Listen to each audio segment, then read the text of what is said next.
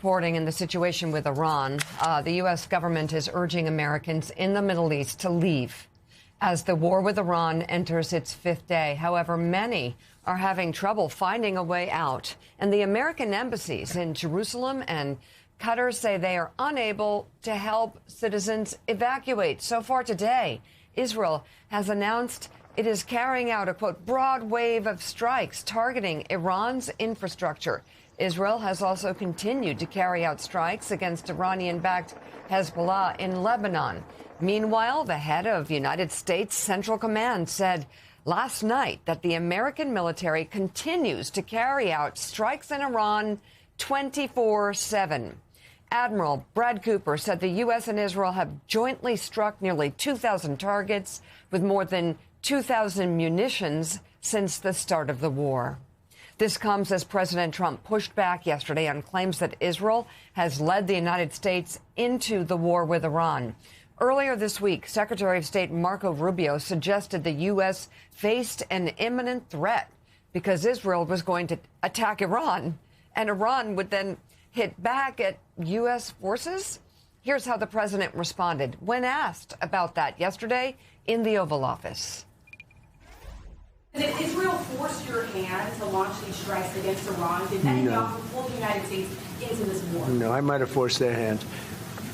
You see, we were having negotiations with these lunatics, and it was my opinion that they were going to attack first. They were going to attack. If we didn't do it, they were going to attack first. I felt strongly about that. And we have great negotiators, great people, people that do this very successfully and have done it all their lives very successful. And based on the way the negotiation was going, I think they were going to attack first.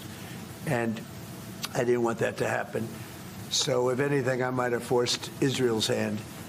But Israel was ready and we were ready. And we've had a very, very powerful impact because virtually everything they have has been knocked out now. All right, let's bring in columnist and associate editor of the Washington Post, David Ignatius. David, first of all, it seems like the initial attack has ended. We seem to be moving into the next phase of this war. What does that next phase of this war look like based on your reporting? So, Joe, I talked to intelligence veterans, people who are close to the White House, to try to get a sense of what that next phase is, and I'll share with you a few of their comments. First, President Trump said yesterday in the Oval Office that we're moving into the big-scale hitting phase. What does that mean? It means going after regime security forces, the Basij militia, the IRGC Corps, the special units of the police in Iran, who do so much of the repression, who killed so many of the protesters in January. To quote one of my sources, we can now destroy any target of our choosing in the country, and we use this opportunity to destroy their strategic nuclear and missile programs. The reason he expresses that confidence is that the U.S. and Israel have basically managed to take out Iranian air defenses. President Trump said that. It appears to be true. So they have pretty much an open shot at targets they're going after. Trying to explain what that means in Iran, this intelligence official said, imagine being an IRGC or Ministry of Intelligence officer in the field. You have no orders, no pay, perhaps a different boss or a different regime next week.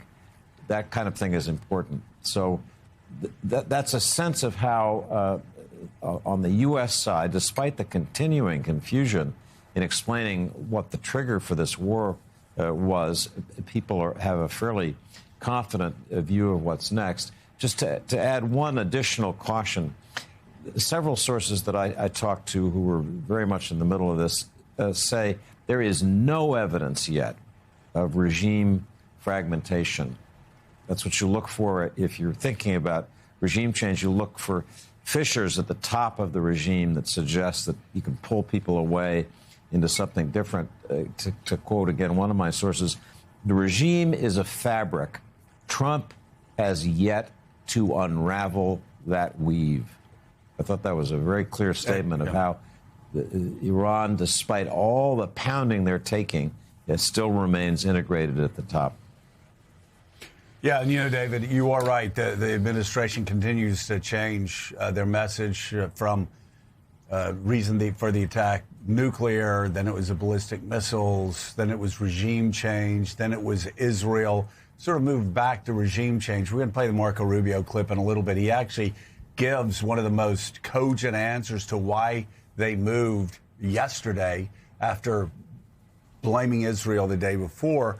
I want to ask you about something that as much as I scoured news accounts, it's hard to get my arms around exactly where we are on missile counts, missile expenditures. And I feel like so many of these news reports, the reporters, not to any fault of their own. They're doing what you do, what I do, what we all do. They're trying to get information. But a lot of it sounds like spin coming from different governments, coming from different sources.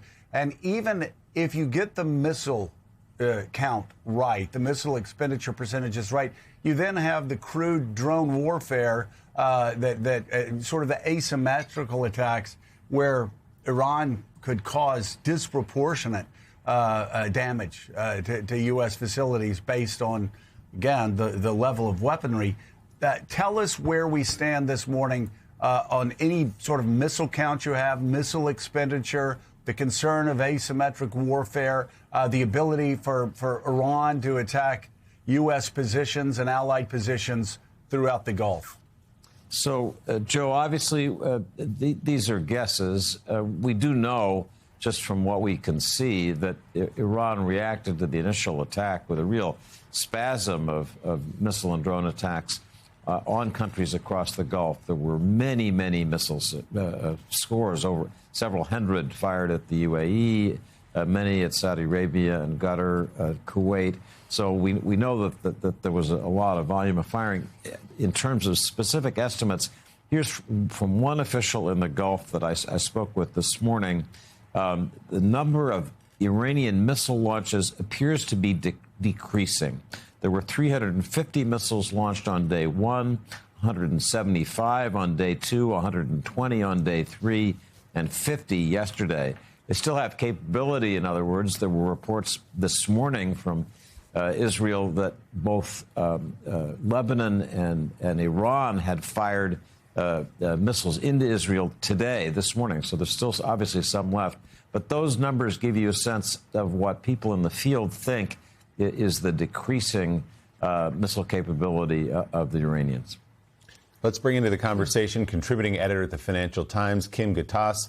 She is live this morning in Beirut. Kim, thanks for being with us. Let's talk about the angle of the story where you are right now before we broaden it out to the wider Middle East. Israel attacking Hezbollah targets, it says, inside of Lebanon and the outskirts of Beirut, where you are right now. What is the scene like there this morning?